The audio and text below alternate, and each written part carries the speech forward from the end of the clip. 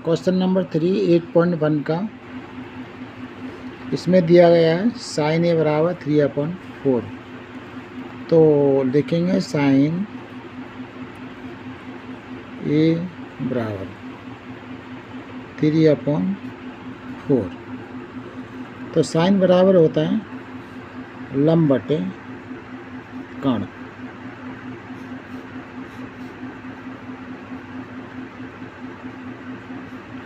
इसका मतलब होगा जो 3 है वो लंब हो गया, तो लंब की जगह 3 लिख देंगे, और कर्ण जो है 4 हो गया। हम निकाल लेंगे आधार का मान। तो फॉर्मूला होता है कर्ण का स्क्वायर बराबर आधार का स्क्वायर प्लस लंब का स्क्वायर। कर्ण की वैल्यू है 4 का स्क्वायर, आधार ए बी का स्क्वायर प्लस लंब है 3 का स्क्वायर। 4 का स्क्वायर 16 बराबर ए बी स्क्वायर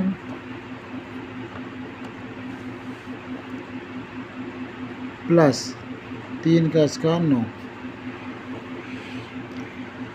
अब 9 को यहाँ ले आइए, माइनस का हो जाएगा बराबर ए बी स्क्वायर। 16 में से 9 गए, 50 हमारे 7 बराबर ए बी स्क्वायर। तो स्क्वायर हटाते हैं तो अंडर रूट चढ़ जाता है, तो ए बी बराबर हो जाएगा √7।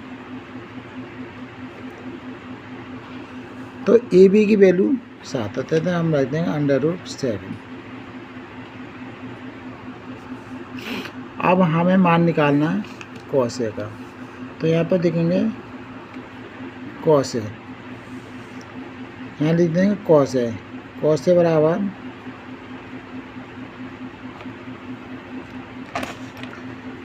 आधार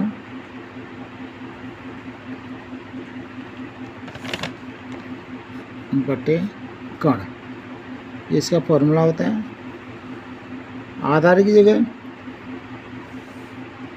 आधार हमारा ए बी है जो √7 है,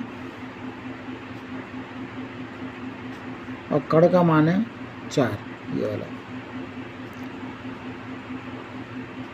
ये कॉस ए का आंसर हो गया। अब निकालना हमें tan ए। tan ए बराबर होता है लंब बटे आधार।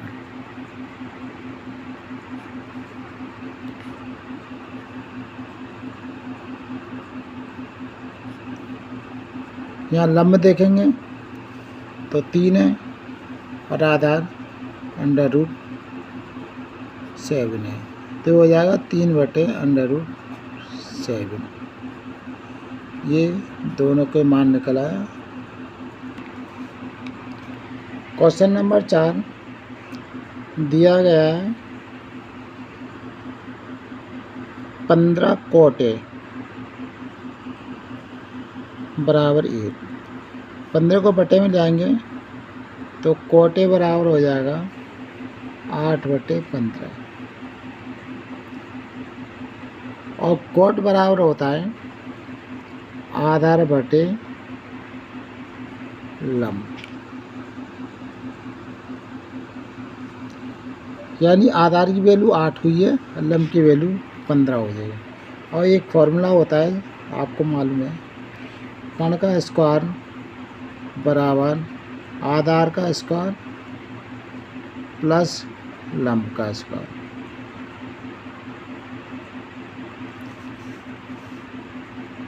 तो कर्ण का स्क्वायर को ऐसे लिख देते हैं। आधार हमारे कितना 8, तो 8 का स्क्वायर हो जाएगा। लंब है 15, तो 15 का स्क्वायर कर दीजिए। 8 का स्क्वायर 64, 8 × 8 64, प्लस 15 का स्क्वायर 225, प्लस करेंगे तो 289 हो। स्क्वायर हटाएंगे तो कर्ण = हो जाएगा हमारा √, क्योंकि स्क्वायर हटाने पर इस पर √का चिन्ह चढ़ता है। और 289 यानी 289 का वर्गमूल होता है 70, यानी कण का मान आ गया 17। अब हम निकालेंगे साइन ए।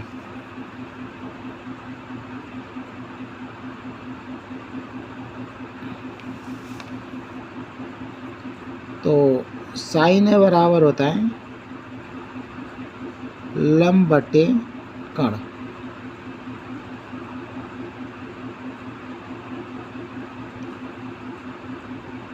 लंब हमारा 15 है, लंब हमारा 15 है बटे और कण आ गया 17, तो 15 बटे 17, ये इसका आंसर हो गया साइन ए का। दूसरा सेक है,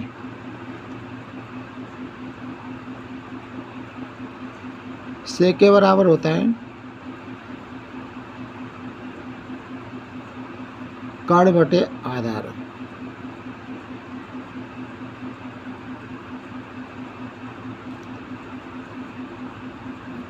कण का मान हमने निकाल दिया 17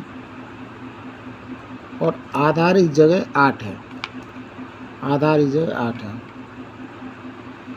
ये हमारा सेक ए का मान निकला है 17 बटे 8।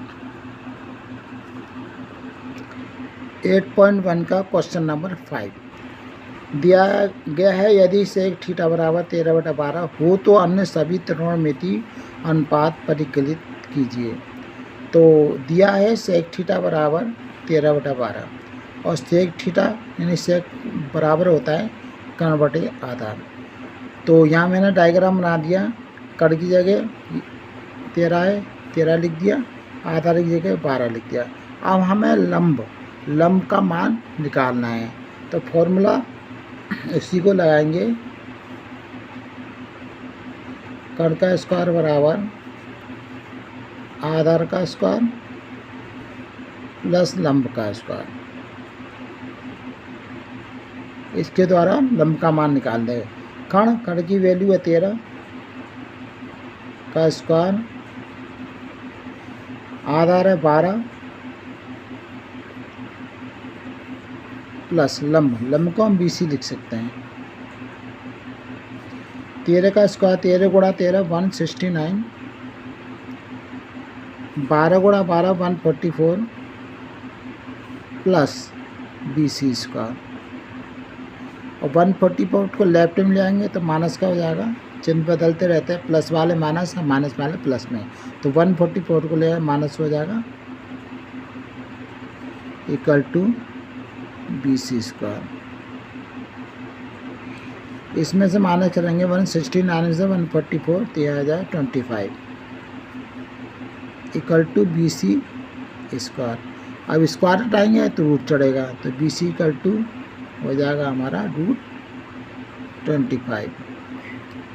इसका हो जाएगा रूट निकालेंगे तो 5 हो जाएगा, तो BC का मान आ गया 5, तो ये हम BC की जगह 5 लिख देंगे। अब लिखा हुआ अन्य सभी त्रिकोणमितीय अनुपात, तो सेक थीटा गई जो है इसका तो मान दिया गया, बाकी हमारे 5 बचे, उसमें से नंबर 1 साइन थीटा एंगल होता है, जो ये वाला एंगल हमने मान लिया, ये की तरह, ये तो नाम है ABC मगर एंगल ये वाला हमने थीटा मान लिया। तो साइन बराबर होता है लंब बटे, यहाँ लिखता हूँ मैं, लंब बटे कण। यहाँ पे हम देखेंगे लंब हमारा 5 है, कण 13 है। इस प्रकार साइन थीटा का मान निकल आएगा 5/13। साइन के बाद आता है कॉस थीटा बराबर होता है आधार बटे कण।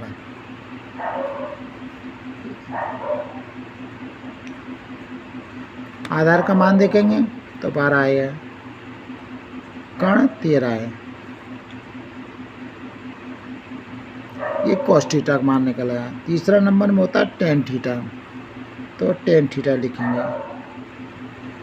टेन थीटा बराबर होता है लंब बटे आधार।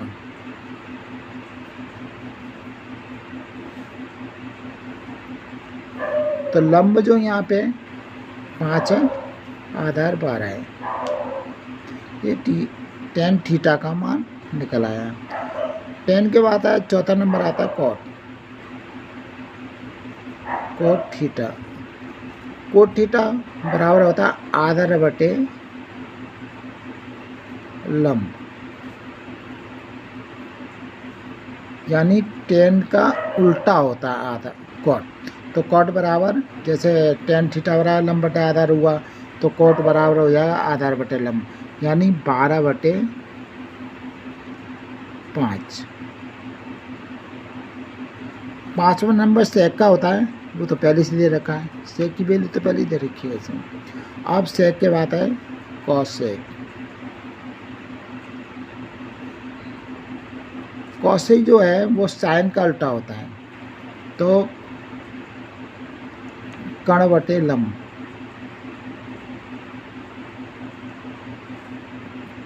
कर्ण का मान है 13,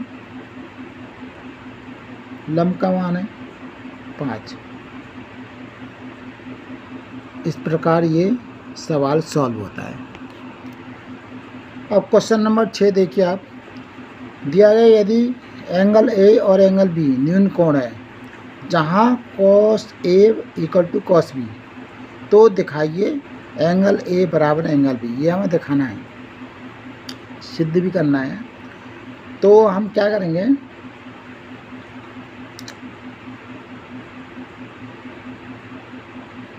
cos A बराबर cos B, ये दिया गया है। अब देखिए यहाँ पे ये मैंने डायग्राम बनाया है, ये हमारा एंगल ए है और ये हमारा एंगल बी है। और cos बराबर ए के लिए, cos बराबर ए के लिए क्या होता है, आधार। मैंने पहले ही बताया था, कोई भी एंगल हो उसके सामने वाली भुजा लंब होती है, और cos बराबर है आधार बटे कर्ण। तो इसको हम लिख देते हैं cos ए के जगह आधार। आधार मीन्स AC, कर्ण है AB। अब इधर आ जाइए एंगल बी पर। तो एंगल बी पर इसके लिए भी वही फॉर्मूला आधार बटे कर्ण, मगर इसका लंब तो ये हो गया, ये कर्ण रहेगा रहेगा, तो आधार हमारा BC हो जाएगा। तो BC अपॉन AB, इसमें AB से AB हमारा कैंसिल हो जाएगा नीचे नीचे। अब हमारा बचा AC बराबर BC, यानी AC बराबर BC, यानी ये वाली साइड और ये वाली साइड दोनों इक्वल है। तो किसी भी त्रिभुज में मैं लिख देता हूँ,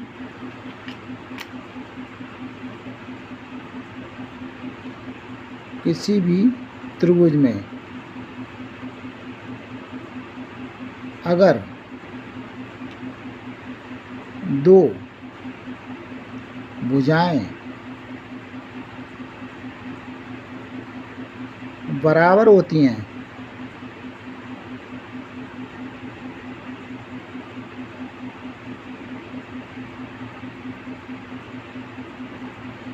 तो उसके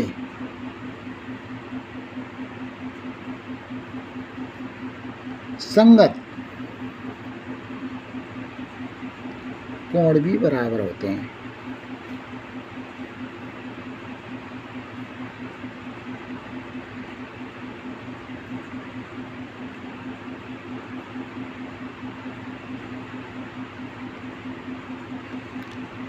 ये त्रिभुज के कुछ कोण होते हैं, यानी हमारी ये वाली भुजा इस भुजा के बराबर है, तो इस भुजा का कोण संगत कोण ए हुआ और इस भुजा संगत कोण बी हुआ। तो इसीलिए हमारा हो जाएगा एंगल ए बराबर एंगल बी। इसको सिद्ध लिख दीजिए, कुछ भी कर दीजिए।